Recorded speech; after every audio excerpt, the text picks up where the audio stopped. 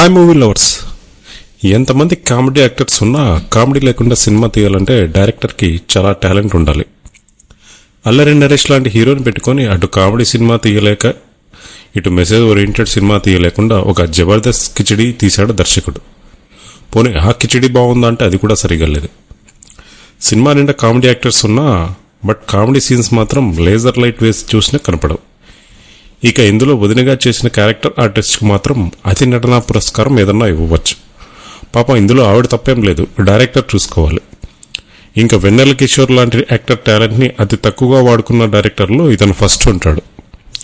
అసలు కామెడీయే లేని ఈ సినిమాలో స్టోరీ వెతికే ప్రయత్నం చేస్తే ఎక్కువ ఏజ్ అవుతున్న పెళ్లి కాని హీరో ఒక మ్యారేజ్ బ్యూరోలో రిజిస్టర్ అయితే అక్కడి నుంచి హీరోయిన్కి వచ్చే ప్రాబ్లమ్స్. ఇది సింపుల్గా పెళ్లి అంటేనే కామెడీ సబ్జెక్ట్. అండ్ పాత సినిమా ఆ ఒక్కటి ఆడ కూడా పెళ్లి సబ్జెక్టే.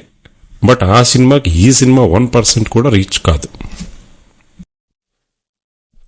ఫస్ట్ హాఫ్ అయితే ఏదో అల్లరి నరేష్ అండ్ వెన్నెల కిషోర్ ఉన్నారని భరించాం. బట్ సెకండ్ హాఫ్ అయితే డైరెక్టర్ అటు కామెడీ తీయలేక ఇటు మెసేజ్ ఇవ్వలేక మాడిపోయిన మసాలా కామెడీ దోశ వేశాడు.